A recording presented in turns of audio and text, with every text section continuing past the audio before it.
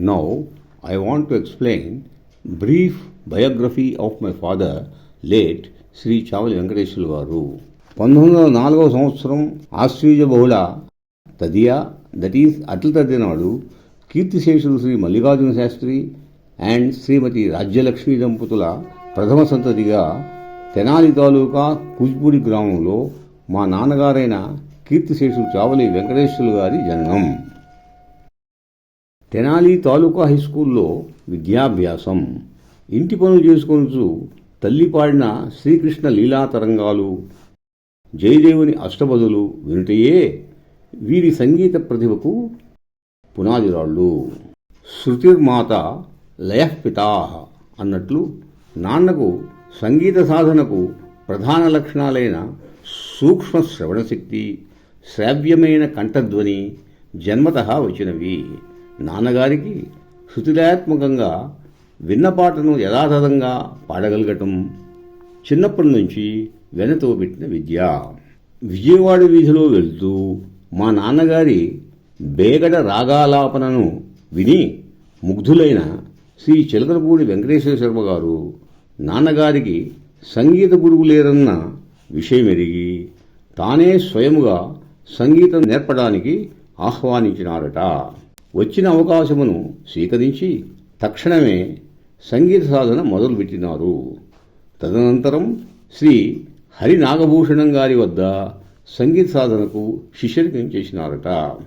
ఎవరో ఇచ్చిన సలహా మేరకు మెడ్రాస్ వద్ద టెక్స్టైల్ టెక్నాలజీలో 1.5 years డిప్లొమా పూర్తి చేసినందున కొల్లూరు హైస్కూల్లో క్రాఫ్ట్ టీచర్గా నియామకం అయ్యి అసట్నే 20 సంవత్సరములు పనిచేసినారు. ఆ రోజుల్లో బిఎడ్ టీచర్కు క్రాఫ్ట్ టీచర్కు same salary, that is ₹40 per month. Rice మిల్లులో క్లర్క్గా పనిచేసే తన తండ్రి గారు డిప్లొమా కోర్సుకి ధన సహాయం నిరాకరణ చేయగా మెడ్రాసులో నివసించే మెటర్నల్ పినతండ్రి సహాయంతో డిప్లొమా పూర్తి చేసినారట. చదువు, ఉద్యోగ బాధ్యతలతో అంతరాయం కలుగుట వలన ఎప్పుడైనా 2-3 రోజులు సెలవు దొరికితే విజయవాడలోని గురువుగారి వద్దకు వెళ్ళి కొత్త కృతులను నేర్చుకునేవారట. 2-3 సార్లు ప్రాక్టీస్ చేసినంత మాత్రాన ఆ కొత్త కృతులను యాజ్ ఇట్ ఈజ్గా పాడేవారట. కొల్లూరులో పనిచేయు సమయంలో మెడ్రాసులో విత్ సౌండ్ సినిమా నిర్మాణ పరిశ్రమ 1925-30 మధ్యలో మొదలైనది. నాన్నగారి సంగీత ప్రతిభ ఎరిగిన 2-3 సినీ నిర్మాతలు నాన్నగారికి ఈచ్ ₹500 శాలరీతో ప్లేబ్యాక్ సింగర్గా ఆహ్వానించిరి.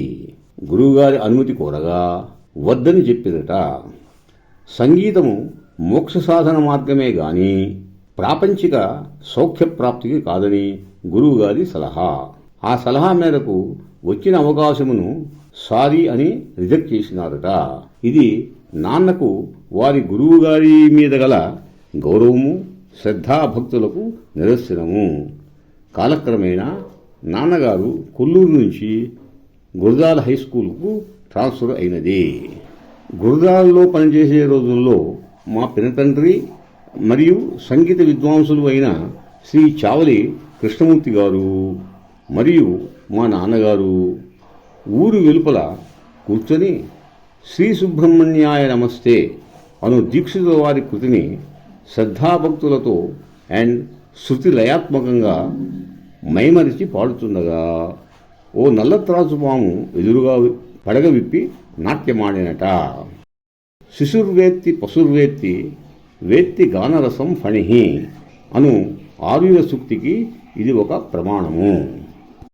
నాన్నగారి అమ్మమ్మకు చివరి దశలో తెనాలిలో సేవ చేయుట కొరకు లాంగ్ లీవ్ తీసుకొని and maximum PF loan draw చేసి ఆ డబ్బు గురజాల ఇంట్లో పెట్టినారట. నాన్నగారు అవుట్ ఆఫ్ స్టేషన్లో ఉండగా దొంగలు పడి డబ్బుతో పాటు total gold and silver items లేగాక తుదకు కట్టుకునే బట్టలు కూడా దొంగిలించినారట. Bad period might had started for him around August 1947 as per గృహస్థితి. కొద్ది వ్యవధిలోనే తెనాలిలో వారి అమ్మమ్మ స్వర్గస్థురాలైనారు. Further again he was transferred to Modukur high school from Gurjala. Father put up the family at Chunduru and used to attend Modukur High School daily by walking.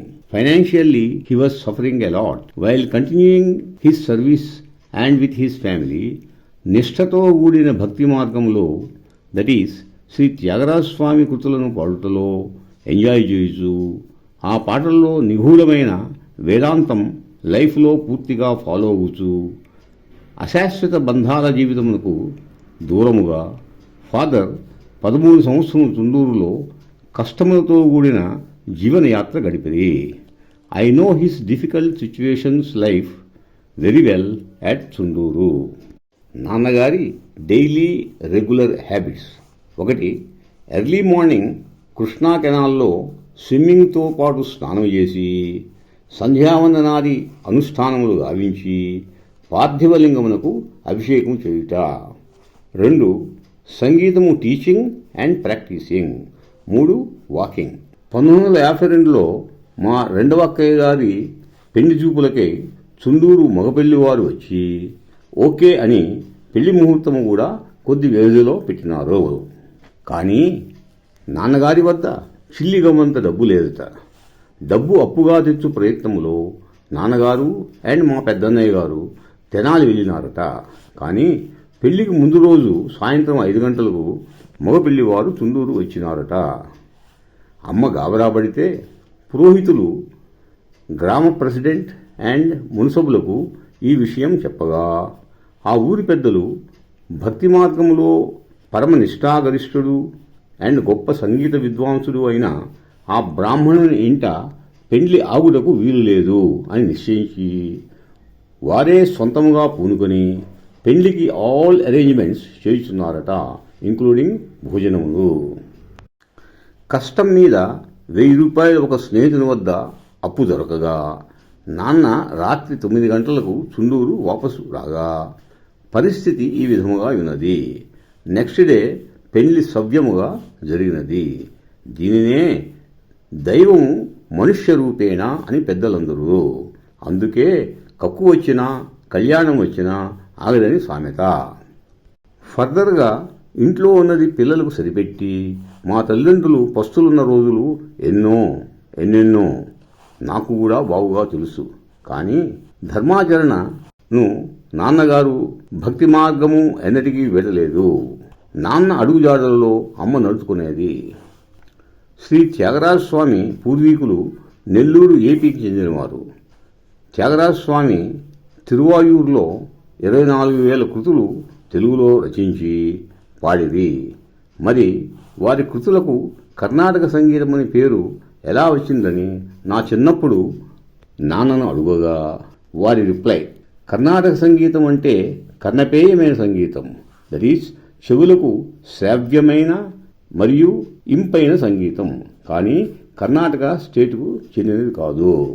During 1960, after retirement, father shifted with total family to Pendurthi, Vizag, where my eldest brother only was working.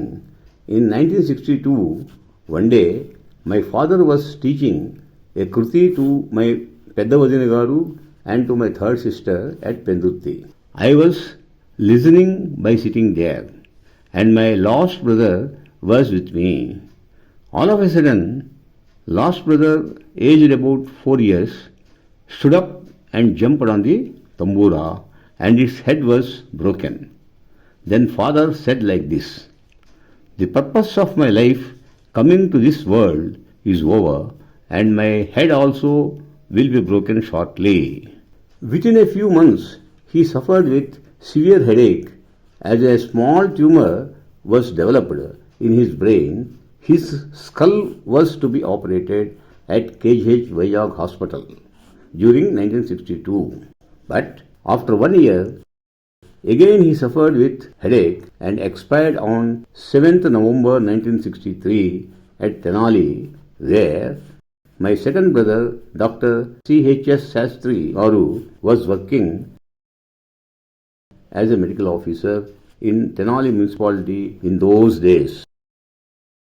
To the best of my knowledge, my father was a disciple and strictly follower of the great saint Sri Tyagaraja Swami while living with a very simple and miserable poor family life for 13 years at Chunduru. Neither he ran after earning lots and lots of money by using his talent in Karnataka Gatha Sangeeta Vidya, nor he took money from his students, but పితృదేవతల ఆశీస్సులతో later on all his 5 sons and 5 daughters and their respective family members are all well settled. In my opinion, late Sri Chavali Venkateswara Garu was a pious yogi with qualities of spiritual, silent, unseen and unnoticed great Sangeeta Vidwan who dedicated his life towards భక్తితో కూడిన మోక్ష మార్గము. He used to have special respect from the public at Chunduru and at the high school also. During 2004, చుండూరులోని శివాలయం శిథిలావస్థలో ఉండగా ఆ ఊరి పెద్దలు శివాలయంలోని ధ్వజస్తంభము అండ్ విగ్రహములను పునఃప్రతిష్ఠ చేయించి శివ కళ్యాణం జరిపించుటకు సరియైన బ్రాహ్మణ్ ఎవరని బావుగా ఎంక్వైరీ చేసిన పిదప లేట్ శ్రీ చావలి వెంకటేశ్వర గారికి మించిన నిష్ఠాగరిష్ఠుడు, a saint and a pious Brahmin మరి ఎవ్వరూ లేరని నిర్ణయించిరి. Though he left Chundur in 1960, after lapse of 44 years, ఊరి పెద్దలు లేట్ శ్రీ చావలి వెంకటేశ్వర గారి జ్యేష్ఠ కుమారుడైన లేట్ శ్రీ సిటీ కృష్ణమూర్తి గారిని అండ్ పెద్ద కోడలు శ్రీమతి చావలి గిరివర్ధిని గారిని చుండూరు ఆహ్వానించి వారి చేత ధ్వజస్తంభారోహణ మరియు విగ్రహములను పునఃప్రతిష్ఠాపన చేయించి వారి చేత శివ కళ్యాణము జరిపించిరి. లేట్ శ్రీ చావలి వెంకటేశ్వర గారి పయస్నెస్ను సూచించుటకు ఈ ఈవెంటు ఒక గొప్ప నిదర్శనము. స్వస్తి. సర్వే జనా సుఖినో భవంతు. ఓం శాంతి శాంతి శాంతి. హరి ఓం తత్సత్.